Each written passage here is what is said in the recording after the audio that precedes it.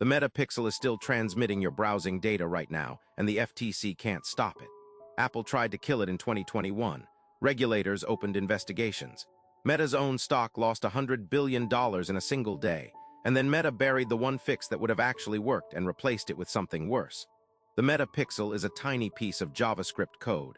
It sits invisibly on over 30 million websites, hospitals, government benefits portals, abortion clinic booking pages. Every time you load one of those pages, the Pixel fires. It sends a data packet back to Meta's servers, your IP address, your browser fingerprint, the exact URL you visited, the actions you took on that page. Meta calls it an advertising tool. It helps businesses measure which ads drove which purchases. That's the official story. The Pixel has existed since 2015. It has been audited, investigated, and condemned by regulators on 3 continents, and it's still running. In 2021, Apple dropped iOS 14.5, App Tracking Transparency. Every app had to ask your explicit permission before following you across the internet.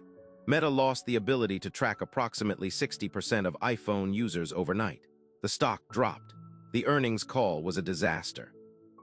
Zuckerberg said on the record that Apple's changes would cost Meta $10 billion in revenue that year alone.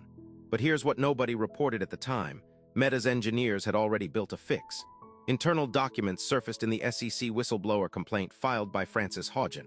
Inside Meta, teams had developed a privacy-preserving measurement framework, a way to run ad attribution without logging individual user identities. It would have satisfied Apple. It would have satisfied European regulators. Meta's leadership buried it, not because it didn't work, because it worked too well. It would have cost them the data, and the data is the product.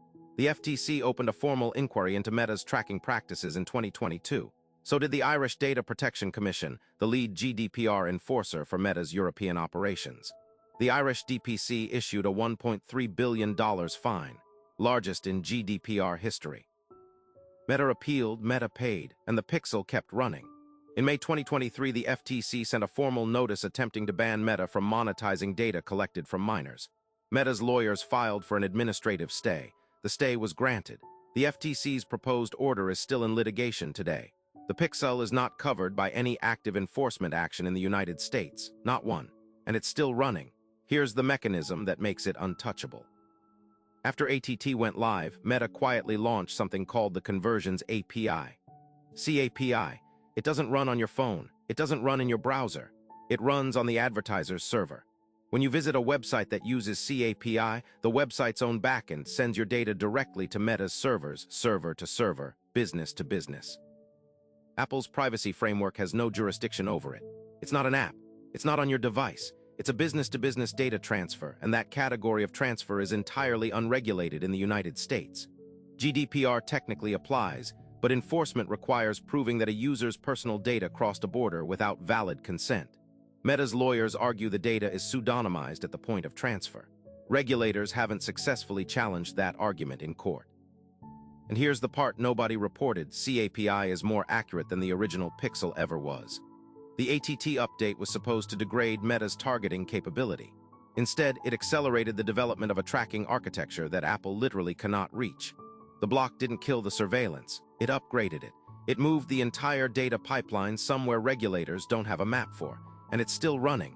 Your data is moving right now, not from your phone to an app.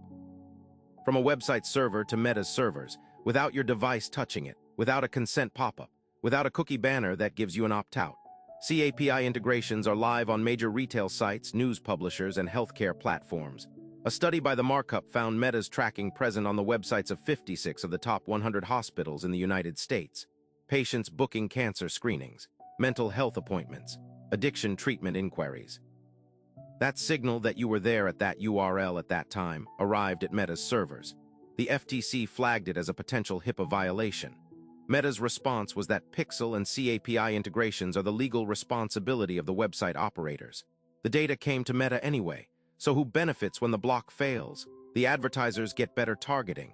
Meta recovers the revenue. The regulators get the press releases and the headlines. And you get a system that was redesigned in secret specifically to survive every protection that was supposed to stop it. The internal framework that would have actually worked was buried. The replacement was faster, deeper, and legally immune. The only question nobody has answered If Meta's own engineers built the version that protected you and leadership killed it, who made that decision? And what did they know about how long the regulators would wait before anyone noticed?